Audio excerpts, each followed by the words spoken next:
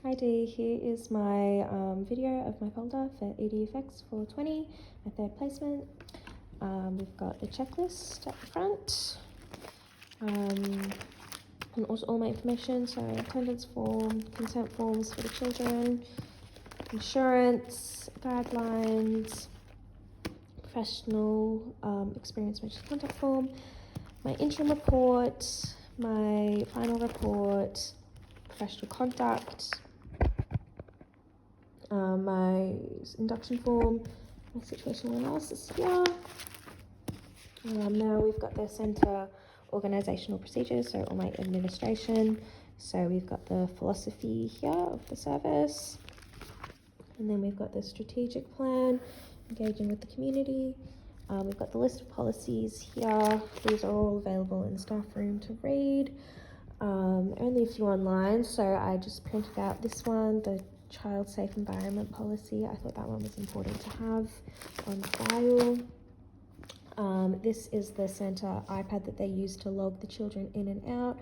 It's a necessity, so to make sure all the children are catered for throughout the day. So next are just some resources that are given to the parents to fill out information about their child. So the waitlist form, health and safety. This is for all the information for the children. So we've got parents' information, just some details about the child. We've got emergency contact forms. We've got the health needs of the child or the developmental information, any medical information that is necessary. And then just some more information about the child and where they've come from, their family life, all that. Then some authorization for educators, so putting on sunscreen, having the parents' details in the contact list for the families in the centre. And then this is the authorised nominees, so other people that can come pick up your children. Then this is the declaration and consent to medical treatment, so allowing consent for ambulances to be called or medical professionals to provide care for your child in case of emergency. Administering sunscreen consent. And then this is the orientation form for the parents for the Joey room. So what the parents can expect in their visits. And then this is the Story Park consent form. So this is the main platform they use for taking photos of the child and documenting their learning. So yeah, just consent to have that information put on the platform. A policy for permission for photographs and videos for the parents to read through. Bank details, evaluation of the orientation, application form here. And this is the minimum period of exclusion of services for infectious diseases and contacts, so what we need to be vaccinated for. This is the outdoor checklist for opening. I've got them all here. The outdoor closing indoors, so a bit different to outdoors obviously, and opening indoors as well. So checklist, and then the schedule there where it needs to be ticked off. These are the accident reports. So this one is for the staff, another one for the staff, for the claims. This is for the major incidents for the children, and then this one is for the minor incidents of the children. These are shown in the classroom, so washing hands, which is important. The evacuation drill schedule, so it's for the staff to know when they are and who is running them. Cleaning guidelines, this is shown in the classroom. And then this is the evacuation checklist, so images of what needs to be brought out. And we've got the evacuation diagram here. The first aid kit and the evacuation bag that needs to be taken out as well. Okay, so class organization and structure. So this is a diagram of the outdoor area plan and where all the teachers need to stand for supervision. Not a great photo, but anyway, this is a visual of the classroom that I made for indoor, and this is the outdoor. This is for the children, so they know where to put their hats and what needs to go in their locker. This is a guide for sunscreen for the children and a guide for the educators. Okay, this is the Platypus indoor program, so their curriculum for that time period and everything that they are using and what they are teaching. This is their daily routine. This is their housekeeping. This is the other group's routine, the other group's program. So same thing, what they're learning in that period of time. Just another outdoor area plan for the staff in the staff room. Okay, so now we're in approaches to assessment and learning. So these are my critical reflections. I've listed the learning outcomes in. I've put some titles where needed. So all through there. Listed NQS and the EYLF where necessary. I've tried to put all of the learning outcomes in. That was a little bit tricky. Yep.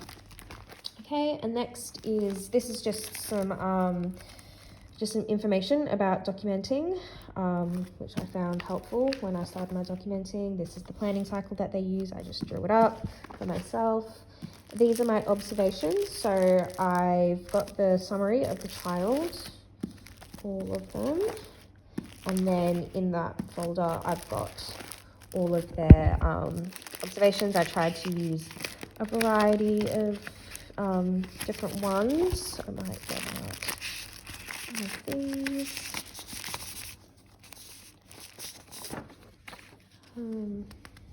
Yep, so it's got the outcomes there.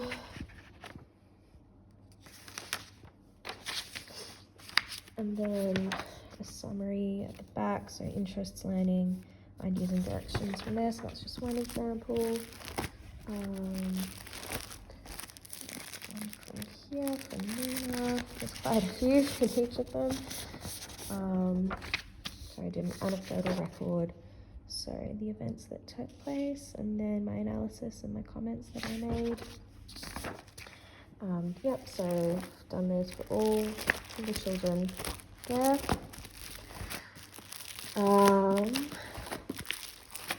So these were the methods of assessment that I found use during my time. So at placement, so Story Park, that was the main one they used, taking photos and images of the children with the center iPads. Anecdotal observations and running records I saw being used, and there was a real emphasis on using a child's voice. So an example of this is through one of the incursions, the teacher asked me to take notes and specifically capture children's voice for the observations, so I've done that there. She used those for her observations, which was good to practice. This is just some information on Story Park, as this is what they were using, and this is what I gathered from what I'd been told about it, so I just want to write that down. Early framework that is shown in the classroom, and the curriculum outline of the curriculum that they're using, the information that they're using to outline the curriculum, sorry. We've got the floor books here for each group, so that's got all the images and experiences that they're doing, putting the child's voice in there, so yeah, help observe the learning. These are my learning experiences that I did. So I did one for each of my observation children based off the observations that I made, but I also linked it to the curriculum as best as I could, linked it to the framework, and linked it to the center philosophy, so my rationale, so why I did it and what about the observations and the goals of the activity. My teaching strategies, and then what I was doing in them, NQS areas, evaluation of it, where to go next, so a follow-up, what that might be, and a photo of the experience I did. So I've done all of those.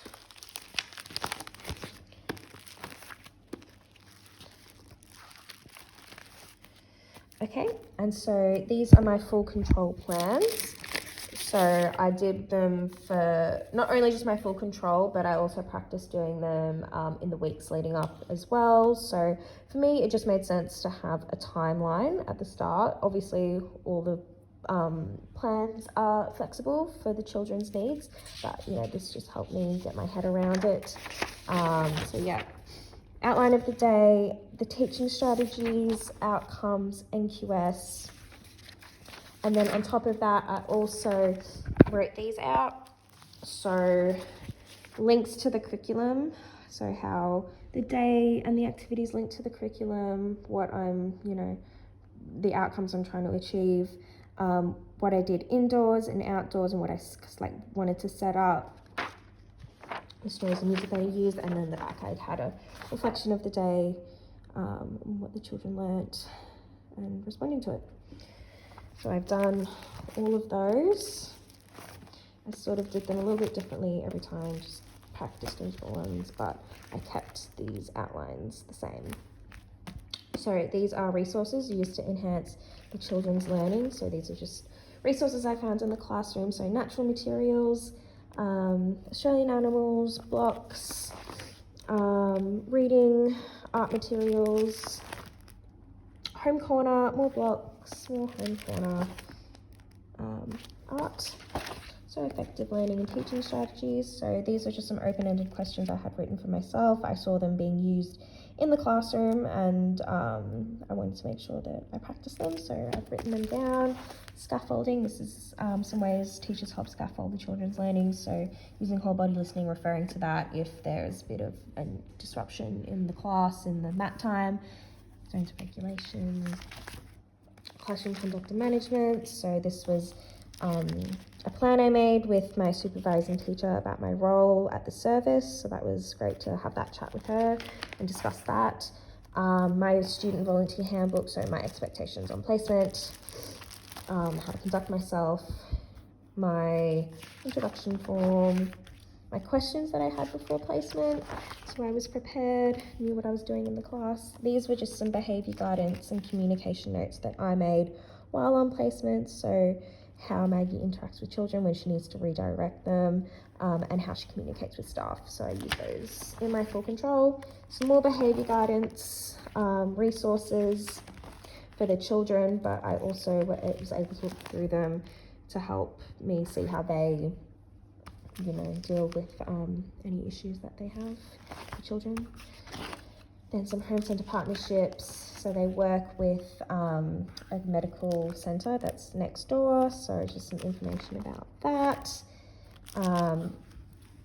Information for the parents, that's the information board. So what's going on in the centre is put up on there. Teaching at-risk learners. So we've got the fidgets and we've got kinetic sand that's used. Zones of regulation. That just helps with the children's dysregulation. And then we've got the diversity wall at the front of the centre. That's some information about it. Children of the world, puzzle, different dolls, and the Aboriginal table. And that is it.